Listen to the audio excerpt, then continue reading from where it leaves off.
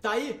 Então entra porque eu fico muito feliz que a gente tá se encontrando de novo. O meu nome, você já sabe, né? É Bernardos Valumbrosius. Ô Landel, que história é essa de Bernardo Valum quê? Tá maluco? Não, minha cara. Você já deveria saber. Eu sou Landel de Moura, mas também sou Bernardos Valumbrosius. What? Não tá entendendo? Não saia daí que eu te explico tudinho.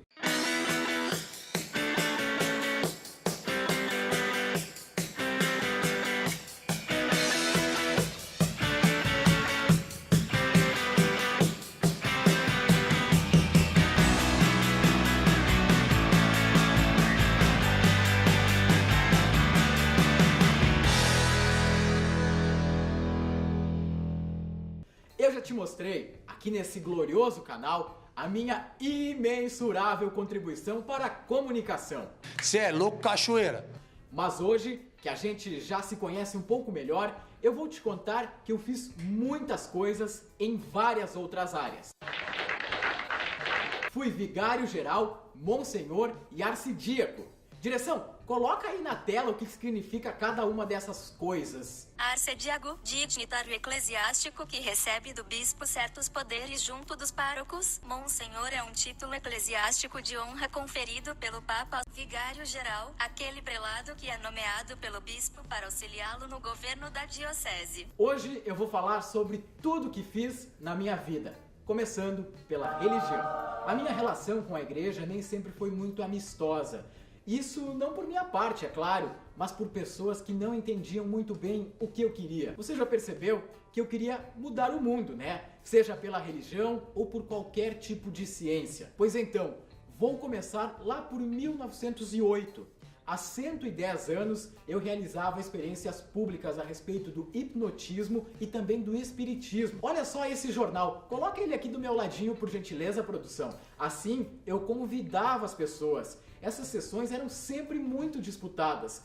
Todo dia era casa cheia. Mas essa comoção popular me causou muita coisa. Eu fui advertido pelo meu superior em 2 oportunidades. Na terceira, as coisas começaram a complicar um pouquinho. Um dia depois de visitar um doente, cheguei no meu laboratório e ele tinha sido arrombado.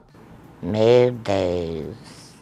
Todas as minhas criações e trabalhos foram destruídos. Mas os meus sonhos, esses, claro que não.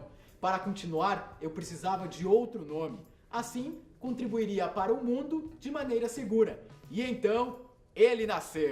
Bernardos Valumbrosius, muito prazer. Esse nome vem do latim e significa o valente do Vale Sombrio.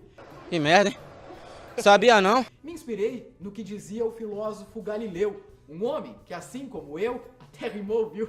Defendia que a igreja e a ciência não eram inimigas. Eu sempre tive que negar que era eu, mas o pessoal acabou descobrindo. Ainda bem que depois de todo o material já ter sido publicado. Uhul! Com esse nome, escrevi obras como Cartas Inéditas de Bernardos Valumbrosius a seu discípulo Arsênio, bispo de Tircea. Escrevendo tanto livro, pesquisando sobre tanta coisa, todo esse conhecimento me rendeu até alguns encontros. Sabe o imperador Dom Pedro II? A gente chegou a trocar uma ideia, não é, Pedrão? Pra ser sincero, não lembro muito bem da nossa conversa, mas a gente deve ter falado sobre a minha relação com a homeopatia. Sim, eu fui convidado a lecionar, a ensinar sobre isso, inclusive. Ou talvez a gente tenha falado sobre os meus estudos sobre a alma.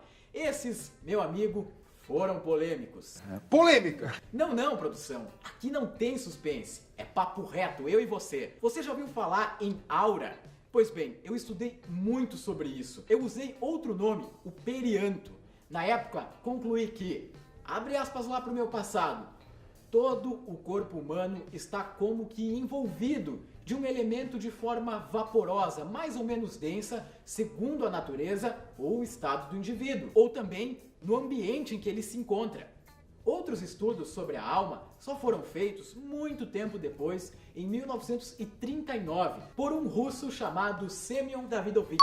Eu estudei realmente muitas coisas. Um dos objetos que mais me atraiu foi a psicologia. Cheguei inclusive a publicar um livro chamado Apontamentos de Psicologia, em 1919, e o outro com o meu pseudônimo Volumbrosius, que eu já falei para vocês no começo deste episódio. Neles, tratei de temas como caráter, muito importante hoje em dia, não é mesmo? Não. Falava também sobre personalidades, estados ditos anormais, neuroses, paixões e também estigmas. Pesquisando tantas coisas diferentes, eu precisava de um lugar para ampliar os meus estudos. Então, no ano de 1916, eu fundei o Laboratório Antropológico Experimental para poder mais livremente ampliar o meu conhecimento e realizar as minhas invenções e também pesquisas. Ele ficava ao lado da Igreja do Rosário, onde eu fui batizado, aqui em Porto Alegre. De lá surgiram grandes coisas, muitos equipamentos criados e descobertas feitas por mim. Foi de onde surgiram os primeiros protótipos de radiotransmissor, que falamos no vídeo passado. Foi onde também, infelizmente, invadiram e quebraram os meus inventos, como comentei anteriormente. Olha, meus parabéns aí para quem fez isso. Hello, darkness, my old friend. Pois é, pessoal, as pessoas costumam temer o desconhecido.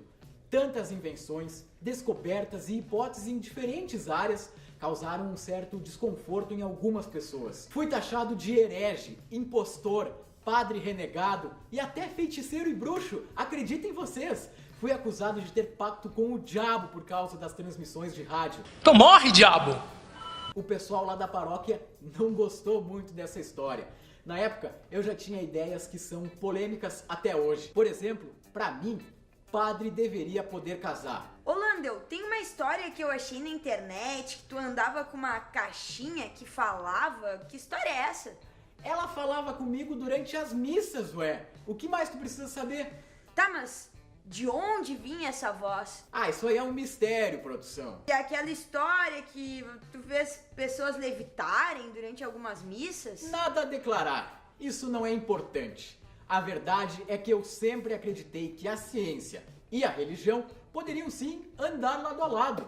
Mais do que isso, que uma poderia ajudar a outra em prol da evolução da nossa humanidade. Eu mesmo, na época, apesar de toda a perseguição que sofri, declarei o seguinte: quero mostrar ao mundo que a Igreja Católica não é inimiga da ciência e do progresso humano. Parabéns, parabéns, parabéns. Todos os meus amigos de educação e inteligência, dentro ou fora das ordens santas, olhavam as minhas teorias como contrárias à ciência. Conheci o que é se sentir como Galileu. Quando todos eram contra mim, simplesmente pus-me de pé sobre o solo e disse: isto é assim, isso não pode ser de outro modo. Valeu? Estamos encerrando o episódio de hoje por aqui. Muito obrigado por assistirem o canal do Landel. Nos acompanhem também no @canal do Landel no Instagram. Aproveita, deixa o teu joinha aqui e se inscreve no meu canal. Até a próxima, tchau!